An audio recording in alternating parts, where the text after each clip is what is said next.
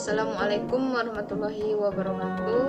Perkenalkan, nama saya Dwi Amelia, NIM 1920 5508, kelas PMIA, mata kuliah Psikologi Terapan, Program Studi Pengembangan Masyarakat Islam, Fakultas Dakwah dan Komunikasi Universitas Islam Negeri Raden Patah, Palembang, Desa Bapak Haji Hendra Wijaya SH.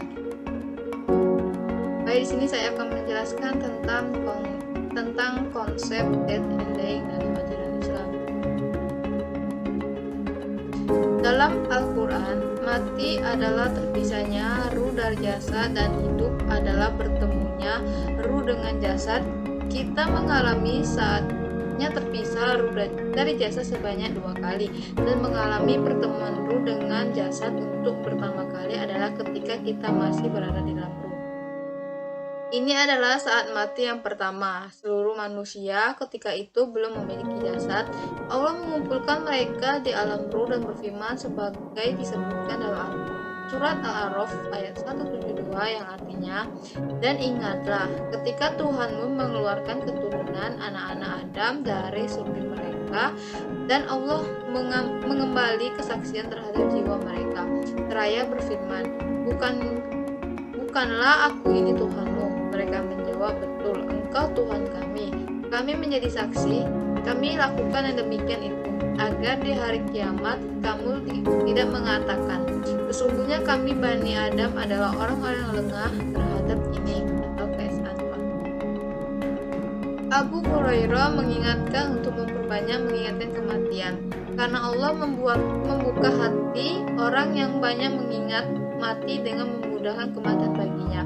Hasan Basri berkata, barang siapa yang mengetahui kematian, bahwa kematian itu urat nadinya, kiamat itu hari pertemuannya, dan menghadap Allah itu tempat tinggalnya, maka yang harus ia lakukan adalah bersedia apabila hidup berlama-lama dunia.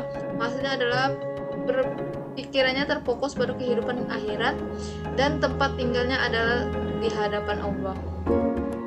Rasa sakit akibat kematian yang paling ringan adalah sama seperti 100 kali tebasan pedang seperti besi panas yang ditusukkan ke dalam potongan kulit kambing, lalu dicabut kembali, juga seperti nyawa seekor burung yang digoreng ketika masih hidup.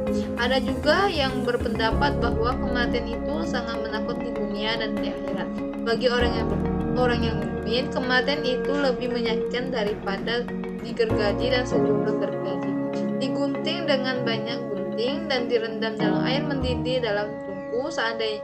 Seandainya si mayit itu hidup lagi setelah kematiannya dan mengabarkan kepada orang-orang yang masih hidup mengenai betapa sakitnya saat kematian, niscaya mereka tidak akan lagi merasakan enaknya menjalani hidup dan menyenyaknya tidur. Kematian itu suatu kepastian karena kita perlu memintanya. Kita tidak perlu memintanya. Yang perlu dilakukan adalah menyiapkan bekal sebanyak-banyaknya untuk menghadapi kepastian mati tersebut.